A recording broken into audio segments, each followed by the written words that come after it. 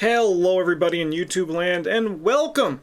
Just today I finished up the Dark Matter playthrough that is currently on More Playing Board Games, which is our VOD and gameplay channel. If you have not subscribed to that, I would love if you could. We're trying to hit the 500 subs because then I can start, becoming a YouTube partner, getting a bunch of perks and monetization and, get support on those videos as well. You can find a link to it in the video description. In this one, I'm here to do a little roundup on these decks because, as I said, I finished that run. I had a great time. I ran it through Dark Matter because it's a great testing environment for both Miguel and Andre. And we're going to kind of be talking about these investigators, kind of my initial thoughts on them, the decks and the new cards, and kind of just how they all function. So why don't we start by talking about the investigators in specific. So first, Andre Patel. This guy legitimately could not be more of a rogue than how Andre Patel is. 2-3-2-5, very rogue stat line. As a reaction, if you succeeded a skill test by 2 or more during your turn, you may take an additional action this turn, limit once per round. So, this ability is not at all exciting. Like, it's not anything that you go, wow.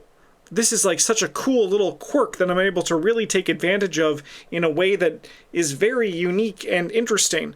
But what it really is it's an ability that's kind of just completely open, right?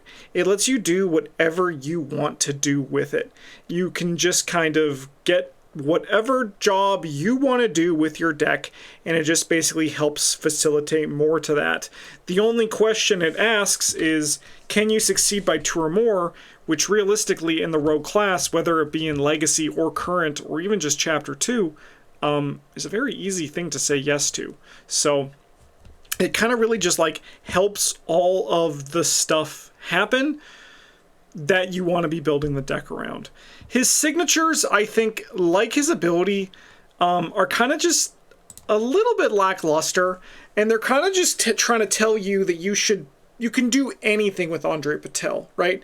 Daniela Reyes, for example, says, hey, you are going to be fighting enemies. That's what you're going to be doing from the beginning of the scenario to the end of the scenario. You're going to be worrying about that in deck building versus when you are taking apart your deck at the end of the campaign.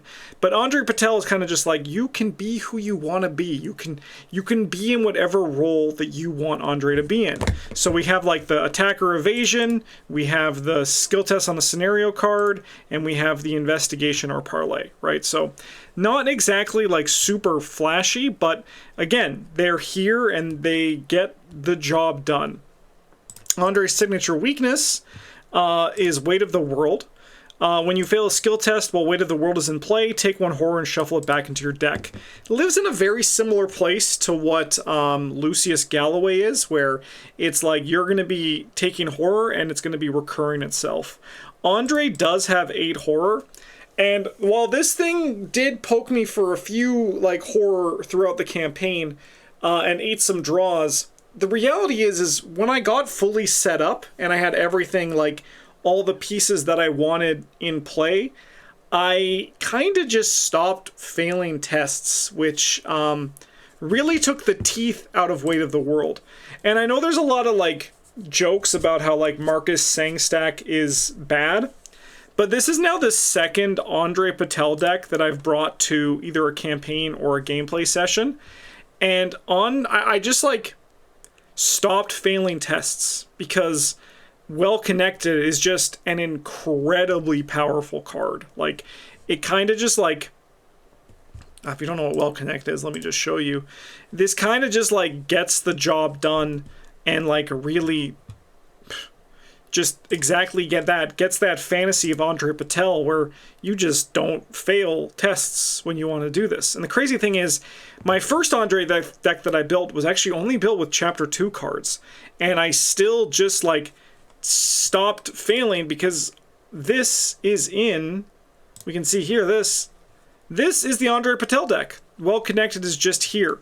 Probably the strongest big money payoff, even bigger than Red Clock in my opinion, is this card here, which kind of just says like, hey, why don't you just like not fail tests anymore? And like that's like a pretty good place to be. Overall, I think Andre Patel is a powerful investigator with a lot of powerful cards from the new set. but we'll talk into those in the future. Why don't we dive and talk quickly about Miguel de la Cruz, the survivor. 3-2-3-4, you may take an additional action during your turn, which may only be used to play an event. Elder Sign effect, +1, you may add a trick or trap card in your discard pile to your hand, and he soaks for 8/8. So, like Stella, I think he has the same stat line as Stella. He is a tank, both like it all functions in the game, whether it be defensively during the Mythos phase or when he is forced to take damage and or horror over the course of the game. Miguel de la Cruz is a very powerful investigator as well. I think that of the 5 starter deck investigators, I would say, like, in the long run, I think Miguel has the foundation to be the strongest of the 5. Survivor is in an exceptionally good place in the current state of the game, and it's literally only going up from here in like the legacy format. In the current format, there's always going to be a form of like rotation which will keep the card pools, I don't want to say stagnant because that's not the word, but like if Miguel gets a very powerful event, that's because I mean we know what all the evergreen cards are, right? If Miguel gets a powerful event, it's eventually going to rotate out, and then when you're playing in current, that's not going to exist. So like Miguel is going to potentially be busted, but then like rotate out of that busted sort of behavior. However, Legacy ain't going anywhere, right? So these cards always exist, and this was a Legacy-focused Miguel deck. But you'll actually see that I actually have quite a few of the new cards kind of kicking in here. And, I mean, actually, the vast majority of this deck is new, which is a little bit spicy, Miguel's signatures, that's not Miguel. I mean, Miguel's on the art, but that's not the Miguel I want to talk about. I want to talk about this one. Miguel's signature, the knapsack, is you really feel the difference when it's in play versus when it's not in play. I wouldn't say it's required to be playable, right? Like, I don't think that, like, Miguel without his knapsack is in a worse state than Miguel with his knapsack. I would say rather that when Miguel has his knapsack, you will notice the difference, right? Like, your deck is just going to be smoother because you are drawing cards more often, which means that, like, you're not running behind on the events that you have available to you. There are some cool tricks to kind of, like, do this without the knapsack, but it's, I think, a very noticeable difference between the different sides of Miguel, whether he has the knapsack in play or not. If you see this in your mulligan, you just keep it. That's just my advice to you. It's a very noticeable difference between the two in terms of just the consistency that it provides. A very nice difference in comparison to André Patel, where his signatures are a little bit lackluster in comparison. Feline Hybrid is Miguel's signature weakness. It's immune to player card effects. So that means you can't use weapons, you can't use events. You can use things like, say, for example, Vicious Blow that increase damage but aren't dealing damage themselves. But you can't use something like Long Shot that does deal the damage itself. Don't come at me. I also don't like it, but, you know, that's just how it is. I was a little bit scared of Feline Hybrid at first, but honestly, playing with Feline Hybrid, he's more of a nuisance than an actual threat. I kind of like him. You can also actually kind of game him to trigger some of your traps that don't actually target enemies. For example, scrolling down here to... hello? There we go. Scrolling down here to glassing, right? After an enemy enters attached location, you can exhaust glassing, but because you're not targeting the Feline Hybrid with this, the Feline Hybrid is able to trigger glassing to get the job done. I really like Feline Hybrid. I think it's a fun signature weakness, and I think it's always relevant, and I think it kind of changes how you approach drawing cards with Miguel when it's happening during your turn. Miguel naturally wants to refill his hand, while the backpack helps with that. If you don't have it, you want to find it in other ways, and the Feline Hybrid is kind of, in theory, a bomb for that, and I think that it works ultimately, even though he is less threatening than he seems at first glance. I just love the elusive keyword in both for and against the players. I think it's a very fun word, keyword to play with and play against. Okay. So these were both sort of flexi decks, with Andre leaning slightly more towards getting clues and Miguel leaning slightly more towards combat. I think what we should just do is we kind of should just like, I'll just kind of give like some initial thoughts here on all of the new player cards. As I mentioned, I think overall I'm very happy with both Miguel and Andre. I think they're fun to play. I think I'm going to look forward to building them in the future. I think that they both have good blanket abilities that, unlike some of the previous investigators we've seen in the starter decks in the past, they're good at like keeping you completely open, right? Whereas, like, say for example, we go to Nat Cho, who is very parasitic in his deck building and style of play, especially regarding his investigator starter deck, and like Stella Clark, who is kind of just like turned into you have to fail kind of like dot deck, right? Where Miguel de la Cruz, so like for example, think of how much more limiting he would be if his ability was you may take an additional action during your turn, which may only use to play a trick or a trap event, right? Like, that is restrictive. This ability is every event Miguel can look at and be like, am I going to cook with this? And I think that's the difference between a great investigator to a merely good to underperforming investigator, in my personal opinion. So, I'm not going to talk about how the decks worked as a whole because they were successful. Dark Matter is an easier campaign. Again, I played it to kind of just like stress test the decks out. And overall, it was a roaring success. As I mentioned, you can go watch this on More Playing Board Games. Longbow as an alternative to the ornate bow is a very interesting thing. It functions very similar, right? Like, we've had ornate bow since the Forgotten Age, so it gets the job done. We know what it does. We know it does it well. I like the addition of the Survivor sort of class perk, where you can ignore the aloof keyword. I think that's actually a very relevant line of text that makes this feel like something a neutral card shouldn't be doing. Neutral cards should, in theory, be something that every class can offer, and I don't think every class should be able to have on their table the ability to fight aloof enemies, but I think that Survivor, it kind of makes sense, especially in the flavor for this card. Nothing too surprising with Longbow. It got the job done, and it was good at doing that. Daniel Jameson, I think this is a good ally, right? I think that he's nice and strong. The +1 foot is nice. I like Survivors leaning on that more than leaning on Fist, which I think is really good. I like the text. After you fail an attack or evasion, you can attempt it again. This actually didn't happen too much. Turns out I'm apparently pretty good at Arkham, and I build my decks to kind of just like not fail. And I think that Daniel Jameson is going to be an okay version of sort of a half a lucky in the long term. But I think that he's not really a lucky because you still have to fail the test. And I think that this is like a much healthier version of the card than, say, for example, Granny Orn costs 4 XP for 3 XP for the upgraded version, right? And she's very expensive. So he's obviously worse than that because this is a level 0 card. But I think that in the long term, the fact that you still have to fail the test means that like Alert and Retaliate are both things that this guy can't really deal with. But I think for a level 0 ally, this is a fantastic choice for the Survivor card pool, and he's going to do a really good job going forward. Hunter's Instincts 0 and 2 are banger cards. These are absolute bangers.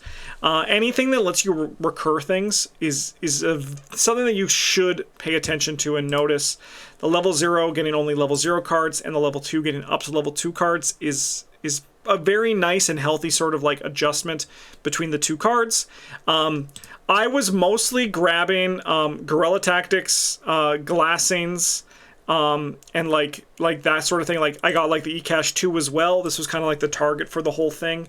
I think that like worst case scenario, Hunter's Instinct grabbing emergency cash is not a bad place for Miguel de la Cruz to be, because Miguel de la Cruz finds his emergency caches fast, which is very good. Very strong card.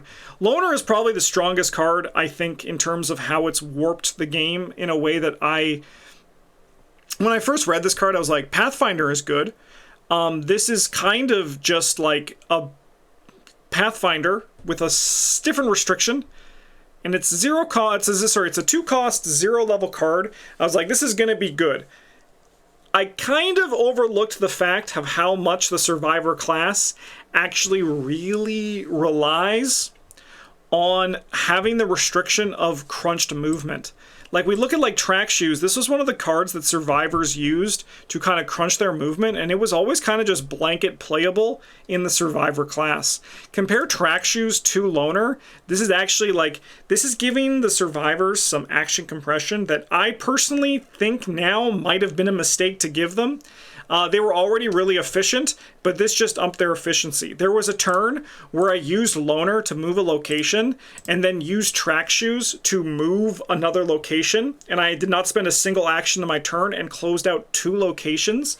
And I was just kind of like, this is not something that the survivor class should be doing. That seems very dangerous because they make up so much efficiency because they're lacking the action compression to do the basic things like economy, card draw, and movement, right? So a little bit spooky there in the terms of loner.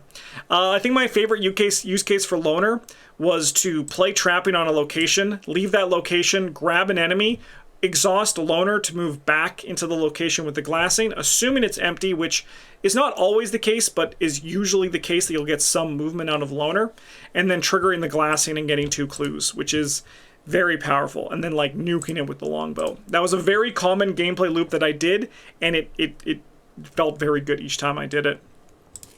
Glassing is nuts. This card is nuts. Again, like, there are a lot of just like really quiet things that the survivor class got really good here.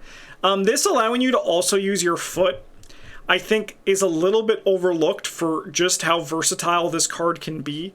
I've never done this. I mean, I've only played this in 2-player, but the ability to like not discard it, I never did. I just always use this to get some like a deduction out of a location. A few days ago on the channel, Daniel and I also talked about this video. Like, so I'm kind of like beating a dead horse in this video, in this week's videos, where I talked about this on like Wednesday as well. But it just happened to be that both these campaigns finished at the same time, and I played Glassing and Loner, and both of them to great effect. Survivor card pool is kind of cracked at the clue compression and the movement compression now. It's kind of nuts. Guerrilla Tactics. Good card. I like playing it fast, right? I like the, I think it's just a good kill spell, right? Where you can fight or evade, you get to ping a thing, you may evade, target an enemy as if you were engaged with that enemy at another location. So this works for aloof enemies at connecting locations, but not aloof enemies at your location. So just a fun little, like, thing to keep in mind for that, because it says you may target an enemy in a connecting location as if you were engaged with that enemy. So the as if you were engaged is only if it was a connecting location, but I think this is a very nice kill spell option that I can see investigators outside of Miguel running this in the long term. I think Miguel's going to be the champion of Guerrilla Tactics, but I think especially with Hunter's Instinct and any other sort of like evade or fight or even event synergy, this card's going to really sing. Hidden Shelter has proven to be fine. I think it's a good level 0 card. If you get like 2 uses out of it, like 2 triggers for the team, that's really nice. It also scales with a number of players, right? So like 2 players doing this twice is not the same as 4 players doing this twice. Like, that's 8 perks versus 4 perks, and like that's a pretty big payout comparison. But honestly, I think that Hidden Shelter overall, unless you're playing a support or Miguel de la Cruz, is not going to last long in the long term for your decks. It's more, it's good, but it's not great, and it kind of leans more towards the fine side of good. Last new card here was the Timely Intervention. I also talked about this in the video with Daniel. You see I fall into a very similar pattern here. Lucky 3s and Timely Interventions. That's dangerous in Legacy. And I know you can always say, just like, don't do it. And it is true. You as a player can just like not play these crazy combos. But I think for the sake of discussion and analysis, it's important to point out that these combos are very easy to do, and they kind of just nullify a whole section of the game for the Survivor class. And like, normally that's okay if this was all Survivor was doing, but with Loner and Glassing and Hunter's Instinct and Resourceful and Do or Die, and I wasn't even playing Resourceful or Do or Die in this deck, the Survivor class can become a very dangerous thing. On to André here. This one had a lot less new cards, but we still tried out some new stuff here. I think Polish Cane, or I call it Polish Cane because I'm fricked up, and I sometimes say cards with different names on purpose to entertain myself. But Polish Cane here was actually, I think, is kind of a stunning card. This is a card that surprised me in how good it was beyond the text, which already was kind of good. Something that I was not expecting when I play Polished Cane, and I have to see if it functions like this outside of André Patel, but this card was performing on the likes of a weapon that deals 2 damage. And I'm not even talking about like the exhaust. The exhaust is really good. But like, say for example, you are a rogue who can get 4 actions during a turn, which rogues can get 4 actions a turn pretty easily. And then they even get further compression with Olivier.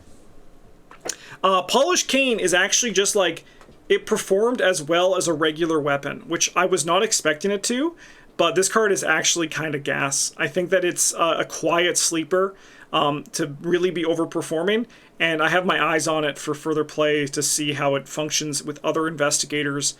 And I'm also kind of paying attention to see how often other players bring it to the table, because I always use that as a metric to kind of determine how good a card is, because people play cards for multiple reasons. And yes, sometimes people play cards because they're bad, but people play cards most commonly because they're good and they're efficient. And I think that Polished Cane might fall into that category.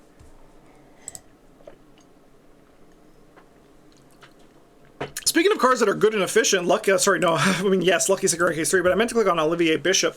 I just instinctively went to Lucky Cigarette Case 3. This is the new ally that is like the new hotness, and it's good. It's very good. Again, Pathfinder is good. And Pathfinder was something that we were happy to pay 1 XP for, and then it was tabooed to be even more expensive, and it was still just worth it. It's one of those things where I often would say in the past, like, just find the compression that is best for the deck and your playstyle and your goal, right? So, like, you don't need to feel inclined to play deduction if you're finding your compression for clues somewhere else. You don't need to save on movement if you have compression in other places to put you advantage over the move actions you're taking. However, at this point now, it's kind of just one of those things where it's like a perfect death by 1,000 cuts, where you can do everything competently, so the game just can't really keep up for it in the legacy card pool, which again is by design, but as part of my analysis and my learning experience of playing these decks, Olivier is something that is kind of like, he's raising that flag of being like, I am the reason why this class has become so efficient suddenly, and why you can get by with playing Polished Cane, a card that just deals 1 damage, but it feels like it's performing at a rate that's dealing like a 2 or 3 experience weapon, which is kind of crazy, because like individually, if one of these cards were released, it probably would be fine, but I think when you start adding all this stuff together, it's really kind of creating like a perfect storm of just like incremental value, which is a good way for you to maybe not require compression, even though Olivier is compression. It's just like, it's like if there's so much compression in your cards that in Legacy you can put it together. If everything's doing it, every action you take, you're kind of just like sneaking ahead on the game slightly. And this guy just giving you compression for movement. Same with Loner. It's a very, very juicy thing. All right, I just tried out cards here, right? Because this was about like testing and see how they functioned. I wanted to try Grapevine out because I was intrigued by this card. Like, it doesn't read great, but I wanted to know how it actually like kind of functioned. So spend on Rumor and exhaust it to parlay. Choose an enemy at reveal location up to 3 connections away. Move 1 location at a time along the shortest path to that enemy's location and engage it. Draw 1 card. I used this to good effect a few times, where I was able to compress on my movement and draw cards. But I think what ultimately brings this card down is, yes, the action to play it is something, but just that the movement compression is already so good that I didn't really need like movement compression on top of my movement compression.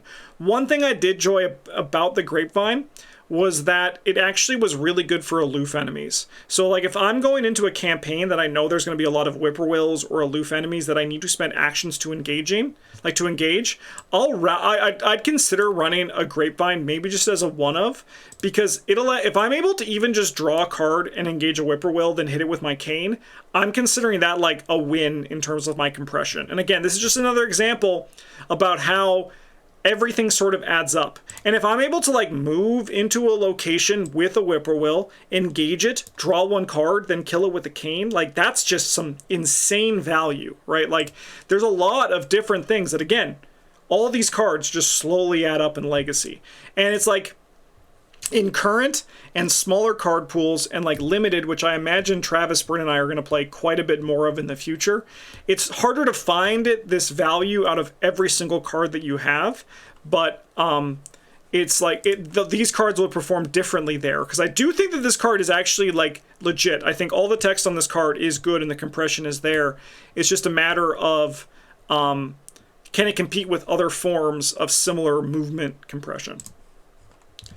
Sudden Fall didn't really do too much for me. I did like the upgraded version with the polished cane, like when they were there together. They kind of like sung like a really good sort of like duet, like in tandem, right? Like I would hit with the cane, exhaust the guy, and then use the Sudden Fall to deal 4 damage total. And it worked really well. It was a little bit awkward where sometimes like, again, I think that this card would be better if I was like dealing with a more specific sort of mono fighter, like, because then you're kind of more zoned in on that. But there were a lot of times where it was just like less tests for Miguel to kill the guy, so it ultimately meant like I was hard pressed as Andre to take the time to play Sudden Fall. However, when big enemies were there, this worked out very well. Last two cards here. Oh no, yeah, no, I talk about Out the Door as well. Last two events. Quick Exit. I tried it out. I don't know. I don't think so. I never even got to the upgraded version. This card doesn't really sing to me. I don't really have anything good to say it. It kind of just like stayed in the deck because I cut other things. Like I had like the book one in here, which I think might kind of be unplayable. But this one is definitely, I think, on the lower end of power, at least for me personally. A card that impressed me in the early part of the campaign, but less so in the late part of the campaign, was Right Under Their Noses. I think that when it's able to work, it works really well. I think there are a lot of pieces of movement in the form of, like, Olivier that you are able to make it work. But I think for 3 XP, you want it to be consistent. I was, again, very impressed by this in the earlier ones, but I think also just, like, Miguel became better at grabbing clues in the long run, returning the glassings, that maybe this card functioned a little bit less because I was 2 flexes, and I think a card like Right Under Their Noses and even a Sudden Fall would do better if I was more focused with my rolls, so I'm curious to give it a shot, but I was very impressed by this card. I think it's legitimately great. I'd probably give it like a 3.5 out of 5, right? I think it's a great card.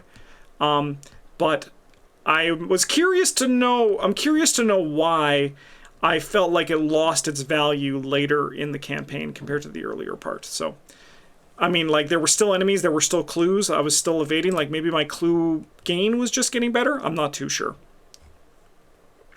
And then the last new card here is Out the Door. I don't want to beat a dead horse too much. I was talking a bunch about this one last week. This is an insane card. I think this is one of the strongest cards they've printed in a long time. Like, I think this card is a 5 in terms of power, a 5 out of 5. It's a staple. If you have this in your class, you kind of have to be like, find a reason not to play it. I have found myself actually cutting my Faustian bargains for Out the Doors. Like, I was playing a deck recording today, it was a Lucius deck, and I was like, my economy is really good that I'm just committing my Faustian bargains. What's making my economy so good? Like, why am I just getting resources out the wazoo? And then I was like, oh yeah, it's this Out the Door, right? I pair this Out the Door with an evasion action, I get a clue, maybe draw a card and gain a resource off my pickpocketing, and I'm also just getting 4 resources on top of that while doing all these other things. The card just represents an insane amount of value. Insane card. I don't have much more to say than that. Those are my thoughts on Andre and Miguel and some of these new player cards after my first run of them through Dark Matter. I'm going to be starting another campaign soon. I actually am running a 4-handed solo, which I'm very excited to do, with 4 of the remaining investigators that I've yet to play from Chapter 2. So maybe I'll share my thoughts on them there, but I think Brethren of Ash might not give me a full picture, like a 6 or 8 campaign will, like in the form of Scarlet Keys, Hemlock versus, you know, a traditional 8 campaign from the past. But I'll definitely keep them up if you want to see these kind of discussions in the future. If you do, let me know. Again, I always make my content based on what you guys say you're most interested in, and also, of course, what I find fun, and I enjoy talking about Arkham, so I'd gladly do it again. In the meantime, thanks for watching, everybody. If you want to support the channel, like, comment, subscribe, or if you want to go above and beyond, you can become a YouTube member or a Patreon member. All the links are down in the video description or on the YouTube page itself. In the meantime, thanks for watching. Go sub to More Playing Board Games as well. Again, I would really appreciate it. Have a good one, and as always, a GG's.